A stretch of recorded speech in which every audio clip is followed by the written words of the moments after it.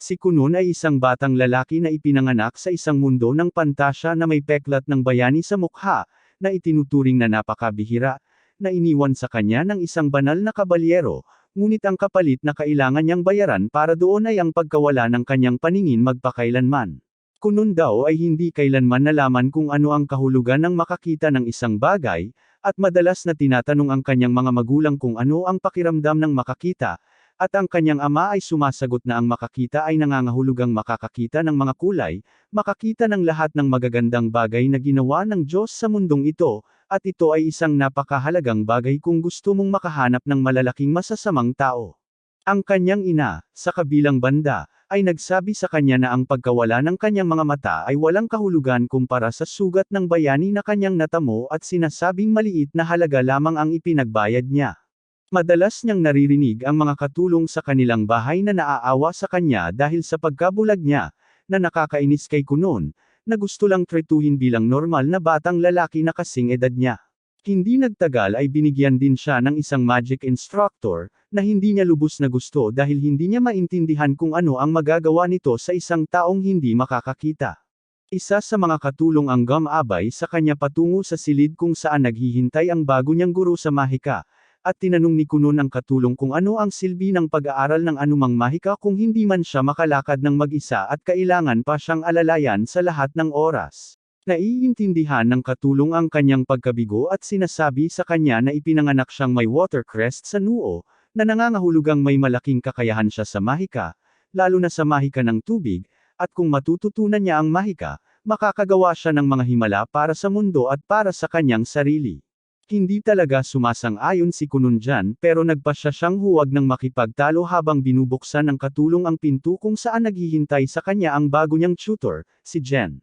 Malugod na binati ng nerd na may asul na buhok si Kunun at nagpakilala bago sinimulan ang kanilang unang aralin. Naging madali ang aralin para kay Kunun, na agad na gawang basain ang kanyang mga tauhan sa pamamagitan ng simpleng spell.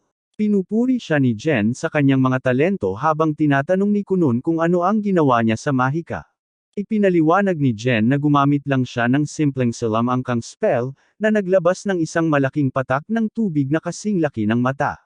Biglang nagkaroon ng realization si Kunun habang hinahawakan ang kanyang mga mata, na nakapagbigay ng takot kay Jen na nag-iisip na si Kunun ay isa sa mga woke snowflakes na hindi makatiis ng biro at gustong-gustong ma-offend. Pero bigla siyang napasigaw na kung kaya niyang gumawa ng mga patak ng tubig na kasing laki ng mata, kaya niya ring lumikha ng sarili niyang mga mata. Kung paano niya pinag-ugnay ang dalawang bagay na iyon ay misteryo para sa akin, pero hindi naman pwedeng makipagtalo sa loika ng anime. Lumipas ang ilang oras at ngayon si Kunun ay hindi na kasing emo ng dati at nagsimula ng mag-enjoy sa pagkadama para sa iba't ibang bagay, at nagiging interesado sa lahat ng iba't ibang uri ng pagkain at sa iba't ibang amoy sa silid, nagsimula siyang kumain ng litsugas, ngunit walang ideya kung ano ang kanyang ninunguya. Pero masayang ikinwento sa kanya ng katulong ang lahat tungkol dito, at sinabing mas maganda ang pakiramdam niya dahil mas nagbibigay kasiyahan ang pagluluto kaysa dati. Sinimulan niyang kuskusin ang ilang blueberry sa mukha nito habang sinusubukan itong maintindihan ang kahulugan ng lahat. Pero maya-maya ay dumating ang kanyang guru para turuan siya kaya napilitan siyang umalis. Ang kanyang tutor na si Flora ay parang nanay niya at tinatanong kung ano ang gusto niyang pag-aralan ngayon. Sumagot si Kunun na gusto niyang magbasa tungkol sa kasaysayan ngayon at gusto niyang basahin ang kwento ng banal na gabi ng Hiyu. Medyo nagulat si Flora dahil ang tanging dahilan kung bakit siya bulag ay dahil sa banal na gabi na iyon, ngunit binigyan siya ng pahintulot ng katulong. Humarap si Flora kay Kunun at sinabihan siya na ipaalam sa kanya kung anumang oras ay nakaramdam siya ng labis na pagod o hindi komportable. Sinabi ni Kunun sa kanya na huwag mag-alala dahil gusto niyang matutunan ang anuman at lahat ng matututunan niya. Hindi nagtagal, nalaman niya ang kasaysayan ng sarili niyang mundo, kung paanong nagkaroon ng labanan sa pagitan ng mga demonyo at ng mga tao, at kung paanong napakasama ng nangyayari para sa mga tao.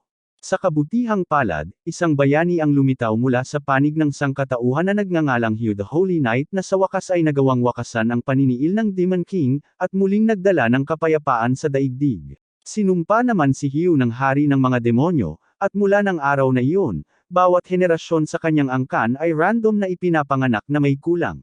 Ang ilan ay ipinanganak na walang binti, ang ilan ay walang ngipin, at ang ilan naman ay ipinanganak na walang mata.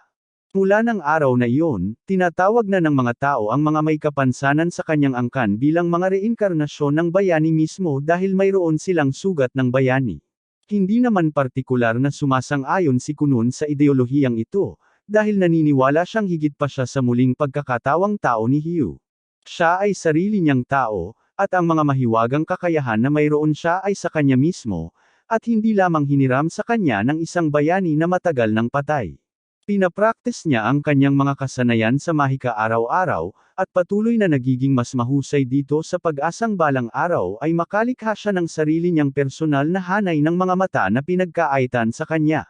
Lahat ng ito ay may kapalit, dahil ang sobrang pag-eensayo ay nangangailangan ng maraming mana at lakas. Bumagsak siya sa lupa habang binuhat siya ng kanyang katulong pabalik sa loob. Bumangon siya na inis dahil sa ganitong bilis. Aabutin pa siya ng napakatagal bago siya magkaroon ng sarili niyang mata, kung hindi niya madaragdagan ang kanyang lakas sa lalong madaling panahon. Sinabi sa kanya ng katulong na 7 taong gulang pa lang siya, at kailangan niyang lumaki ang katawan kung gusto niyang lumakas. Sumagot si Kunun na kailangan nilang humanap ng ibang paraan dahil nahihimatay siya kahit sa pinakasimpleng mga spell na hindi naman dapat mangyari. Sinabi sa kanya ng kanyang katulong na si Aiko na baka pwede siyang lagyan ng ilang kagamitan tulad ni Samsulek, at baka sa pamamagitan ng ilang pagsasanay sa paggamit ng espada, malapit na siyang maging malakas upang makapagpalabas ng maraming magic spells hanggat gusto niya. Sumasang-ayon si Kunun dyan, at agad na umalis si Aiko para maghanap ng magaling na master ng espada na makakapagsanay sa kanya. Kinabukasan mismo, nakita ni Aiko ang isang matandang swords master na nagngangalang Oro na nagsimulang sanayin siya. Natapos niya ang mga pangunahing aralin sa kanyang unang araw, kung saan dumating din si Jen, handa na para sa mga aralin sa mahika. Medyo nagulat si Jen sa hirap ng kanyang ginagawa kahit gusto niyang magpahinga, pero agad niyang ibinaba ang espada at kinuha ang wand, handa na para sa susunod na aralin. Hindi sigurado si Jen kung gaano pa karaming lakas ang natitira sa kanya, kaya nagpasya siyang tingnan na lang kung napanatili pa niya ang natutunan nila sa huling aralin. Agad na binigkas ni Kunun ang spell, ngunit sa halip na isang bowl ang tubig lang ang lumabas, nagawa niya ang parang 10 perpektong malinaw na bowl ang tubig. Nagulat si Jen, nagtataka kung paano niya nakuha ang mahikang iyon ng napakabilis at napagtanto na tiyak na kakaiba ang pagkakagawa sa batang ito. Nang hapon na iyon, may bisita si Kunun mula sa kabisera ng kaharian, na kalaunan ay naging mismong prinsesa na nagngangalang Miri. Mula nang ipanganak si Kunun, ipinangako na siya sa kanya dahil si Kunun ay mula sa isang marangal na pamilya, at mayroon siyang sugat ng bayani na isang napakalaking bagay. Hindi naman niya siya partikular na gusto, dahil noong huling beses na bumisita siya sa kanya, palagi lang siyang nagiging mo, hindi nakikipaglaro sa kanya. Mula ng araw na iyon, nagsimula na siyang matakot sa katotohanang baka kailangan niyang mabuhay, kasama ang isang malungkot na lalaki, sa natitirang bahagi ng kanyang buhay. Sa kanyang pagtataka, nang makita niya siya sa pagkakataong ito, parang ibang tao na siya, dahil mainit siyang ngumiti sa kanya, na nagbibigay daan sa kanyang mansyon. Agad niyang tinanong kung may nangyari dahil iba ang hitsura niya ngayon, at sumagot siya na nahulog siya sa pagmamahal sa mahika at nakahanap ng bagong layunin sa kanyang buhay. Pagkatapos ay humihingi siya ng paumanhin dahil hindi siya nagbigay ng sapat na pansin tuwing nagkikita sila noon, at sinasabing marami siyang ikukwento sa kanya tungkol sa mga bagong pagbabago, at agad siyang naglabas ng bowl ang tubig sa harap niya. Agad siyang natuwa at namangha, ngunit nagpasya si Kunun na, siya at lumikha ng bahaghari sa tulong ng kanyang bowl ang tubig, na naging isang ganap na tagumpay. Pagkatapos ay hinawakan niya ang kamay nito at ipinakita sa kanya ang paligid ng hardin kung saan nagpalitan sila ng mga kwento tungkol sa kanilang buhay, at hindi nagtagal ay nagsimulang lumubog ang araw at napilitan siyang bumalik sa kanyang karwahe at muling umuwi sa kabisera. Kinabukasan mismo, sinabi niya kay Flora na gusto niyang matutunan ang lahat ng kilos ng isang ginoo para mas maging mabuting kapareha siya ni Miri, at kahit si Flora ay humanga sa kanyang pagiging maalalahanin at sinimulan siyang turuan ang lahat ng paggalang na dapat madali lang para sa isang marangal. Pagkatapos ng kanyang leksyon, dumating din si Jen para sa kanyang klase at nagulat nang makita ang pagbabago sa pag-uugali ni Kunon, dahil binati siya nito ng formal at nagpasalamat sa lahat ng nagawa niya hanggang ngayon. Nagpasya si Jen na i-promote siya mula sa mga pangunahing spell at ipinaliwanag na ngayon ay maaari na silang magpatuloy at matuto tungkol sa ilang mas komplikadong spell na mangangailangan sa kanya na isipin ang lahat ng iba't ibang bahagi ng kanyang spell. Halimbawa, maaari mong baguhin ang lapot, kulay, temperatura, at iba pa, at gamitin ito sa milyon-milyong iba't ibang paraan. Pagkatapos ay gumawa siya ng 2 bowl ang tubig sa harap niya at sinabihan siya na hawakan ang pareho. Pamilyar na siya sa mga hugis na iyon kaya agad niya itong kinuha at napagtanto na ang isa ay mainit at ang isa naman ay mas malamig. Sumagot si Jen na ang mga pagbabagong tulad nito ang nagpapagkaiba sa isang salamangkero sa isa pa. Tila naiintindihan ni Kunon ang konsepto at gumagawa ng bowl ang tubig na pagkatapos ay bumagsak sa tasa sa harap niya. Pagkatapos ay sinabi niya kay Aiko na sumipsip, na medyo nagpalito sa kanya, ngunit hindi siya nagtanong at ginawa ang sinabi sa kanya. Sa sandaling matikman niya ang tubig, nagbago ang kanyang ekspresyon, habang sinasabi niya sa kanila na ang tubig ay parang apple juice ang lasa. Lubos na nasaktan si Jen dito, dahil naisip niya kung paano siya nagpuyat buong gabi para lang makaisip ng bagong ituturo sa kanya, kaya ang pinakamaliit na magagawa niya ay huwag agad-agad matuto nito.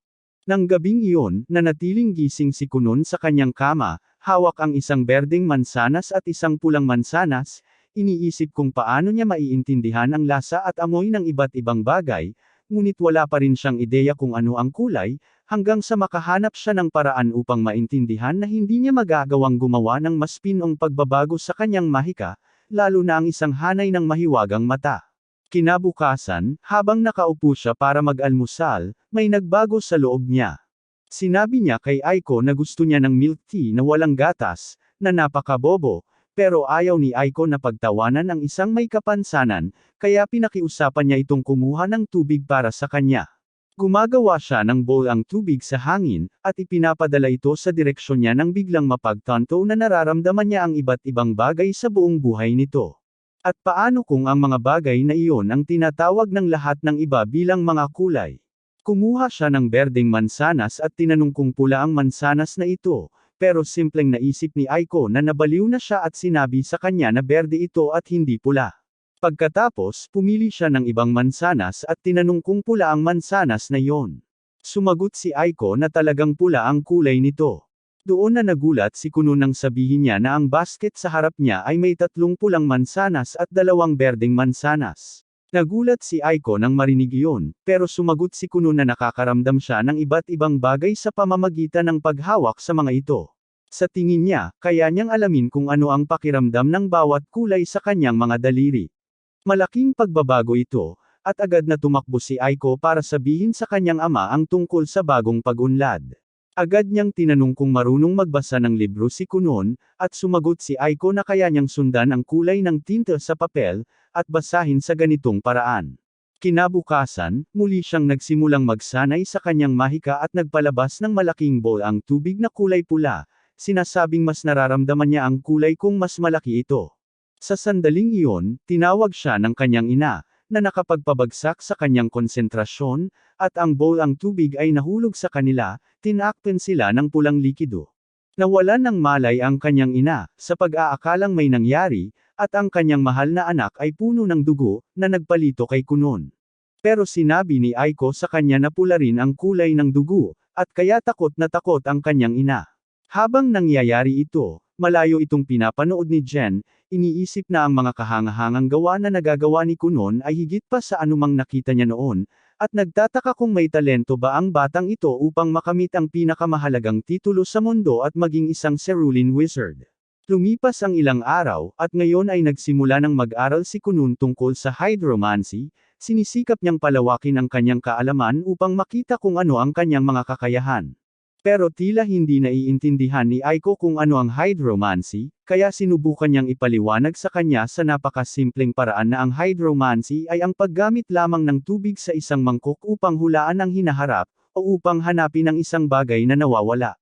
Agad na tinanong ni Aiko kung makakahanap siya ng mapapangasawa para sa kanya, Ngunit sinabi ni Kuno na huwag siyang mag-alala dahil maganda siyang dalaga at nasa kasagsagan ng kanyang kabataan, at maraming lalaki ang gustong maging asawa siya. Nako, kung hindi siya maharlika, nakatakdang ikasal sa prinsesa ng kaharian, kinuha na rin niya itong asawa.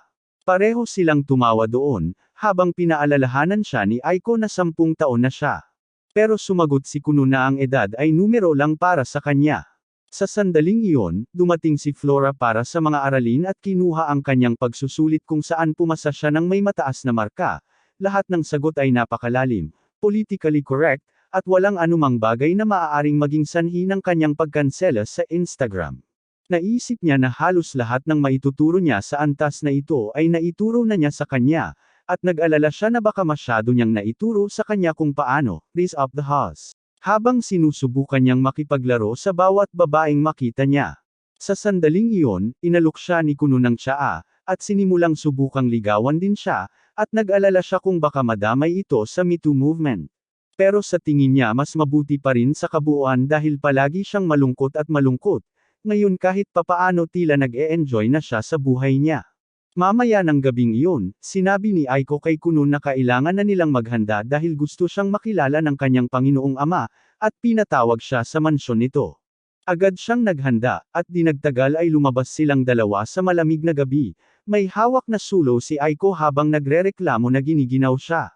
Napagpasyahan ni Kuno na gumawa ng paraan tungkol dito, at ginamit niya ang kanyang mahika upang makagawa ng 2 malalaking bukol ng tubig. Ngunit ikinagulat ni Aiko, mainit at malambot ang tubig, itinulak niya ito sa kanyang mukha, sinasabing gusto niyang matulog sa kama na gawa rito, at sinabi ni Kuno sa kanya na huwag mag-alala, dahil prototype lamang ito, at naghahanda na siya para sa marami pang produkto. Pagkatapos ay tapat niyang tinanong si Aiko kung may nagawa siyang mali sa mga nakaraang araw, at kung tinatawagan siya ng kanyang ama dahil galit ito sa kanya. Naaalala niya ang huling kaganapan ng nilikha niya ang bowl ang tubig na kulay pula, na naging dahilan ng pagkahimatay ng kanyang ina, at nagalit sa kanya ang kanyang ama. Sinabi ni Aiko sa kanya na huwag mag-alala dahil siya na ang gumagawa ng lahat. Perpekto naman kaya walang dahilan para magalit sa kanya ang tatay niya. Hindi nagtagal, nakarating sila sa mansyon at mabilis na nagtipon sa loob para magpainit, nang salubungin siya ng house butler at ng kanyang nakatatandang kapatid. Kuno ay napakasaya nang makita ang kanyang nakatatandang kapatid, dahil hindi niya ito madalas makita, ngunit sinabi sa kanya ng kanyang kapatid na wala na silang maraming oras dahil naghihintay ang kanilang mga magulang sa solar. Dinala sila ng nakatatandang kapatid sa silid, at habang naglalakad, tinanong niya si Kuno kung gusto nitong hawakan ang kanyang kamay bilang gabay, ngunit sinabi ni Kuno na huwag mag-alala dahil mas nararamdaman na niya ngayon ang kanyang kapaligiran, at hindi na siya mahihirapang gumalaw dito.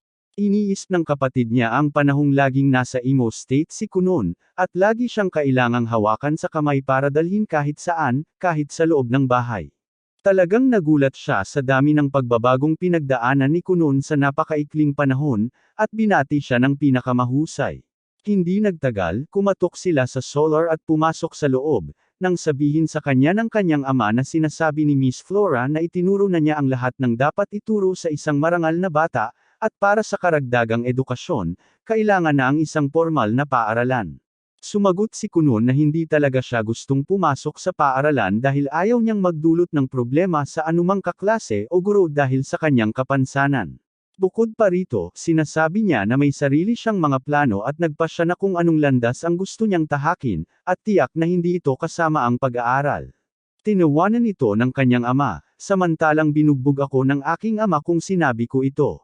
Sinasabi ng kanyang ama na sa tingin niya ang formal na edukasyon ay para rin sa mga normal, ngunit dahil sa pilitan ito sa batas para sa sinumang may dugong maharlika, kailangan niyang humingi ng pabor sa hari at lumikha ng exception para kay Kuno.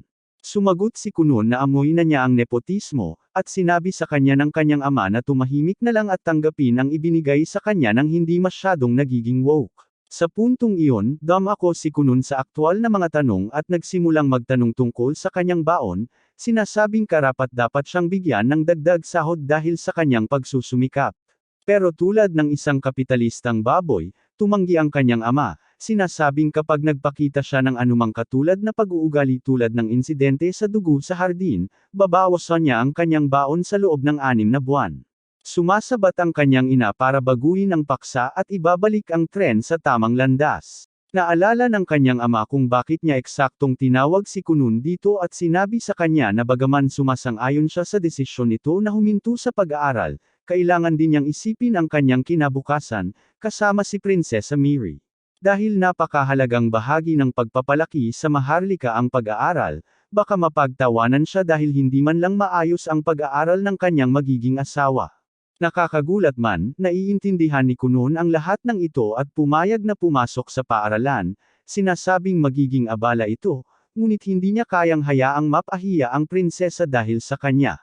Sinabi naman ng kanyang ama na huwag siyang mag-alala, dahil sa kapangyarihan ng nepotismo at korupsyon, naayos na niya na 5 beses lang siya pupunta sa paaralan para magbigay ng huling pagsusulit sa advanced level at pumasa para makapagtapos. Mukhang panalo-panalo ang sitwasyon para kay Kunun kaya agad siyang pumayag. Sinabi ng nakatatandang kapatid niya na huwag siyang mag-alala at hindi siya mag-iisa dahil pareho silang pupunta ni Prinsesa Miri sa parehong pagsusulit para sabay-sabay silang makapagtapos. Talagang natutuwa ang kanyang ina sa katotohanang malapit nang pumasok ang kanyang anak sa paaralan at agad na tinawag si Aiko, dahil kailangan nilang kumuha ng maraming sukat para sa kanyang Amerikana at iba pang damit. Bago siya makaalis, tinawag ng kanyang ama si Iksho pabalik at sinabihan siya na habang nasa paaralan si Kunun, baka may ibang mga maharlika na galit sa kanila ang sumubok na lumapit sa kanya at kay Prinsesa Miri, at trabaho niya na tiyakin na walang mangyayaring masama. Sinabi ni Iksho sa kanya na huwag mag-alala, dahil palagi siyang kasama nila at sisiguraduhing ligtas ang kanyang nakababatang kapatid. Sa susunod na pagbisita sa kanya ni Prinsesa Miri, nasasabik siyang malaman na papasok siya sa paaralan kasama niya at sinabihan siya na huwag mag-alala dahil sasamahan niya ito at ipapakita ang lahat. Kunun ay nagtataka ng malakas na baka hindi magustuhan ng ibang mga maharlika na may pagtingin sa kanya at magselos, ngunit sinabi ni Miri sa kanya na huwag mag-alala dahil hindi mangyayari iyon. Kunun asks whether she is not popular in her school then and is just another loner, but she tells him that she is obviously very popular on the account of her being a princess and she knows of at least 5 boys eager to court her. Iniisip ni Kunun ang katotohanang maaaring maging problema ang mga bagay na ito, kaya nagpasya siyang kumuha ng ibang magic staff para sa sariling pagtatanggol. Sa wakas, dumating ang araw ng pag-alis at naghanda si Kunun kasama si Iksho.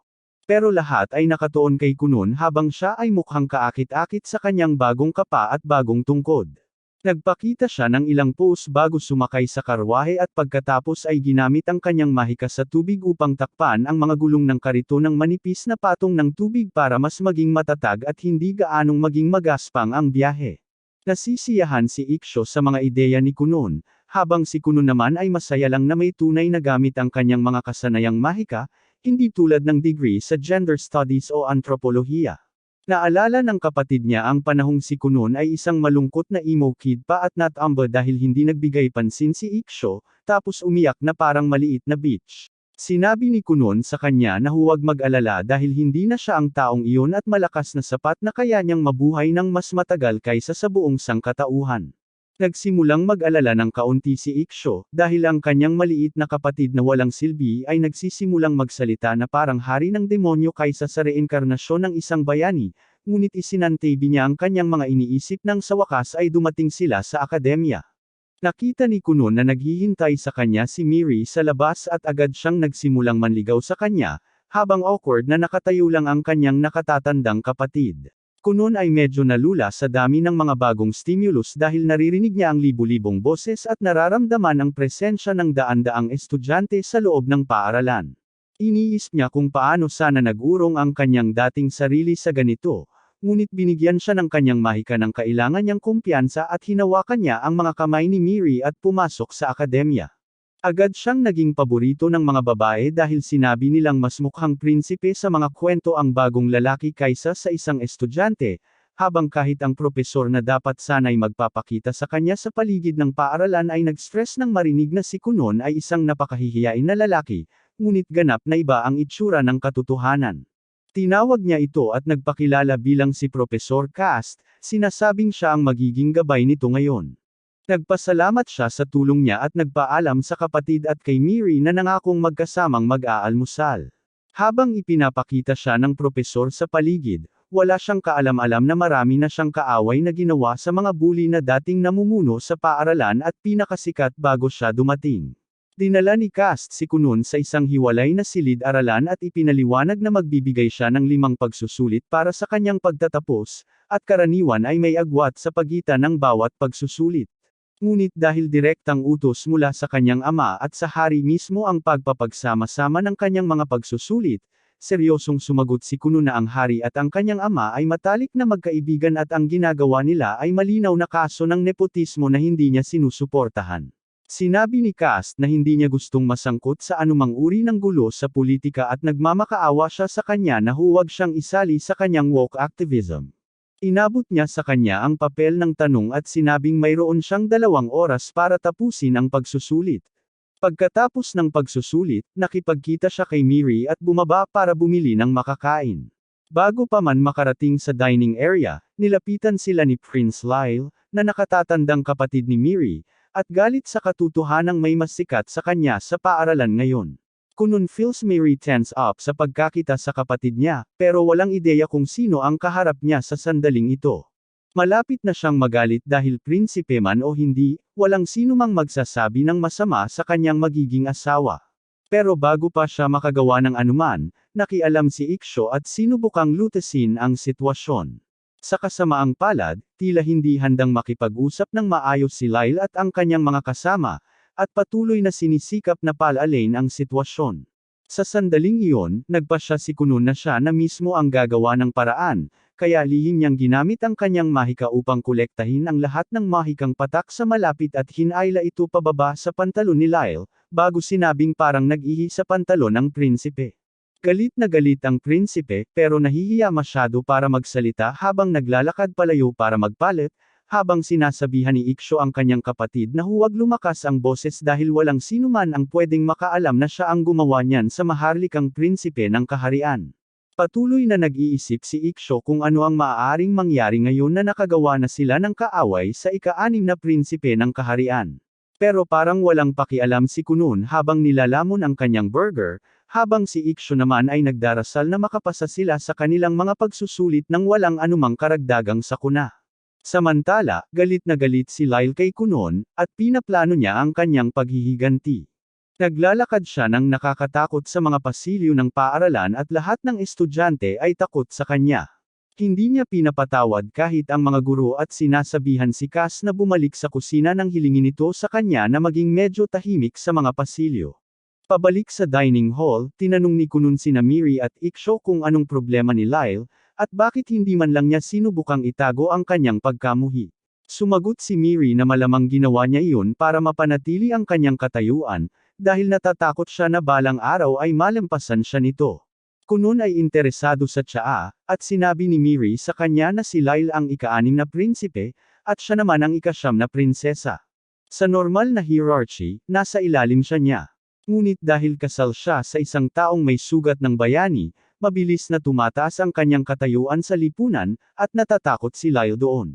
Sabi ni Miri, ngayong nakapagpakita na si Kunun sa lipunan, mas mataas na ang katayuan nilang dalawa kaysa kay Lyle, at desperado na lang siyang manatiling may kaugnayan. Kunun ay nagsasabing nakakabagot ang lahat ng bagay na may kinalaman sa politika, at sinabi ni Miri sa kanya na kahit hindi siya salamangkero o tagadala ng banal na peklat, masaya pa rin siyang makipag-ugnayan sa kanya. Kunun uses his flirting skills and says that he is glad to be engaged to her too, and the next time he sees her dad, he will kneel before him in gratitude, even though he is never going to kneel before another man.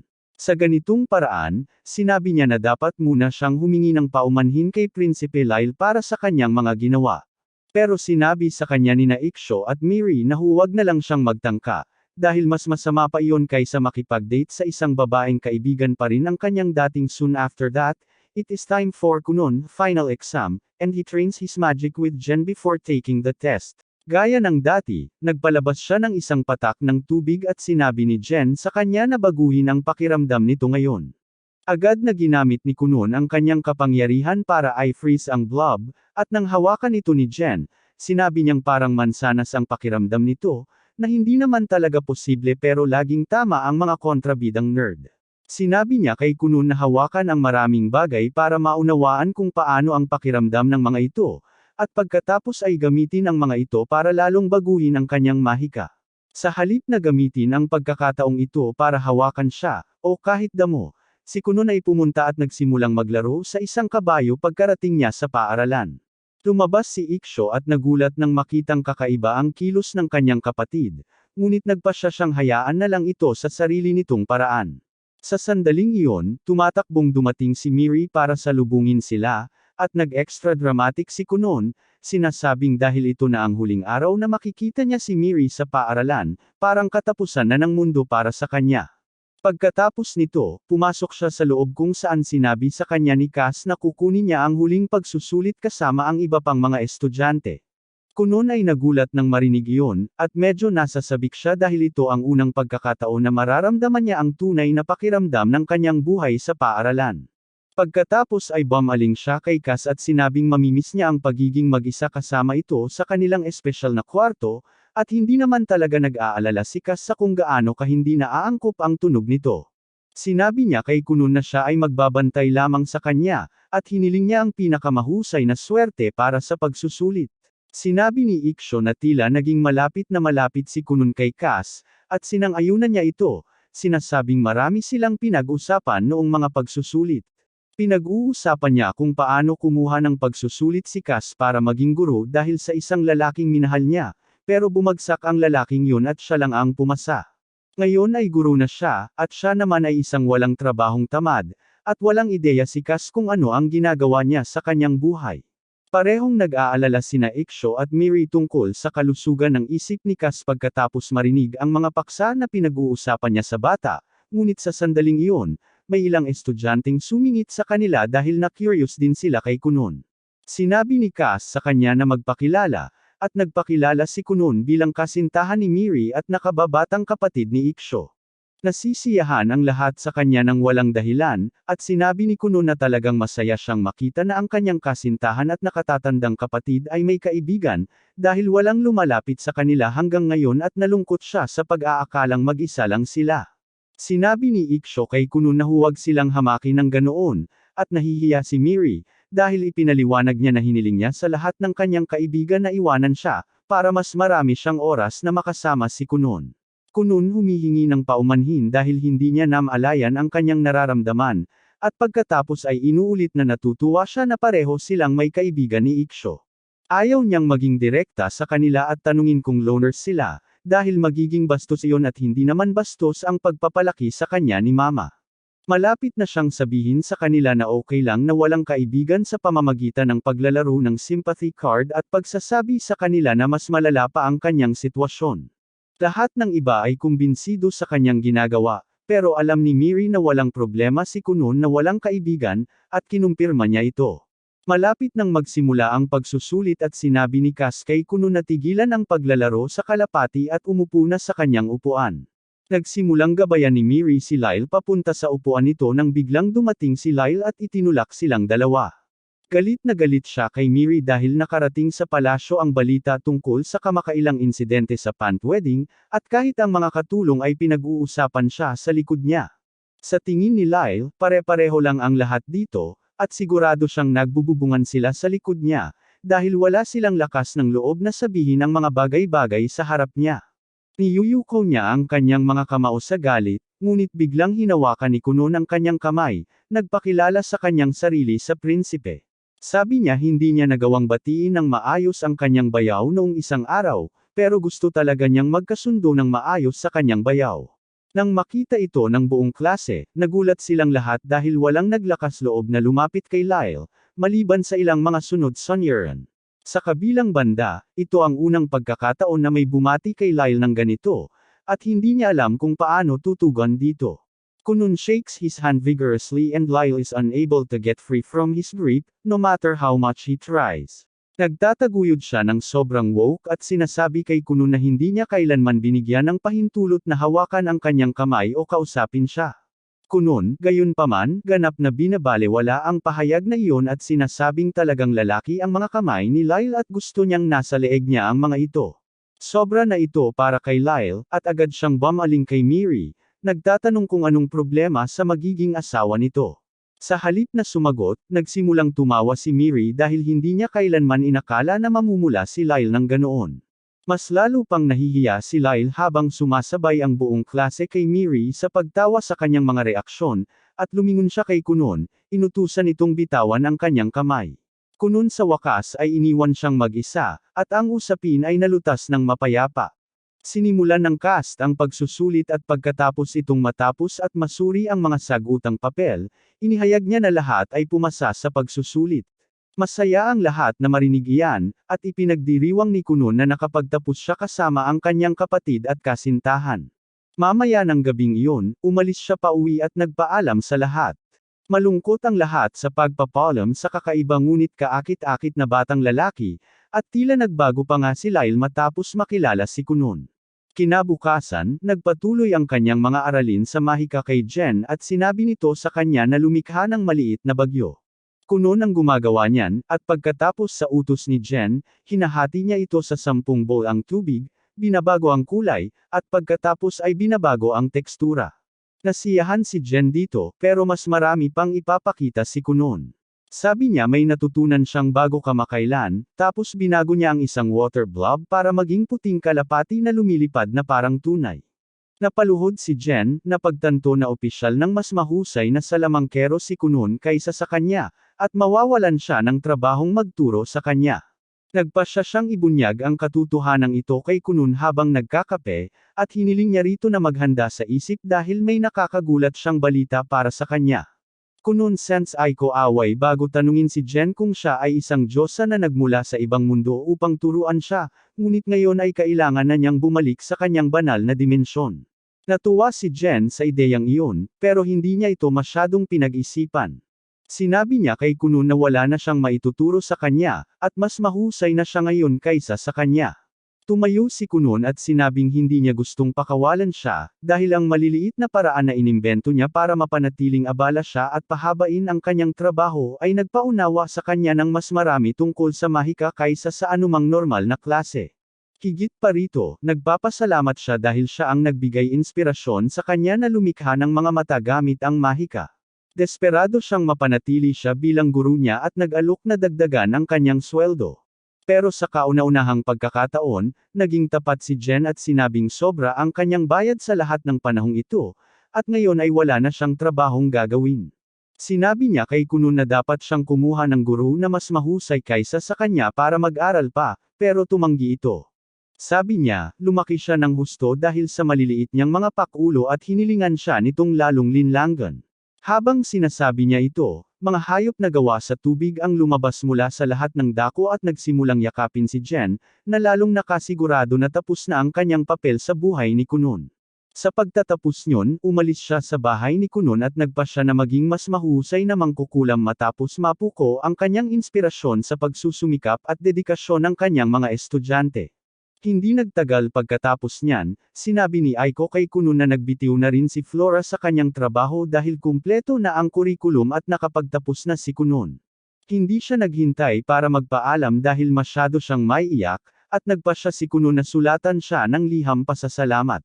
Sinabi ni Aiko sa kanya na tanungin siya kung may gwapong katulong siya sa kanyang mansyon, na mahigit 6 na talampakan ang taas, dahil naghahanap siya ng mapapangasawa. Kunun asks Aiko kung talagang balak niyang magbitiw sa trabaho at magpakasal sa isang tao. Sinabi ni Aiko na naniniwala siyang kayanan ni Kunun na alagaan ang sarili niya ng perpekto ngayon, at oras na para magpakasal siya dahil medyo masama na ang dating pool pagkatapos noon.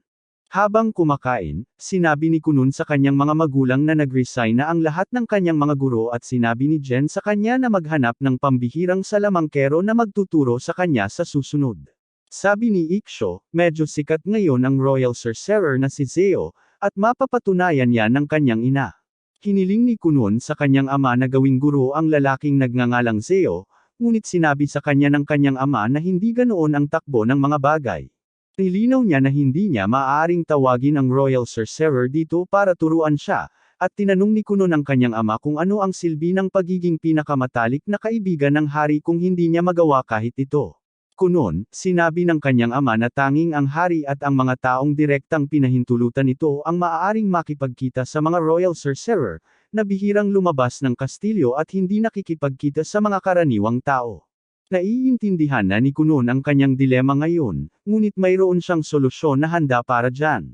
Sinabi niya sa kanyang ama na sasama siya rito sa palasyo ng hari sa susunod na pupunta itong makipag-usap sa hari, at pagkatapos ay maliligaw siya roon. Mahahanap siya ng mga maharlikang salamangkero, at sa pamamagitan ng ilang plot armor, tatanggapin siya bilang kanilang estudyante. Sabi ng tatay ni Kunon, tigilan na niya ang panunood ng sobrang anime at K-drama dahil hindi naman ganoon ang nangyayari sa totoong buhay.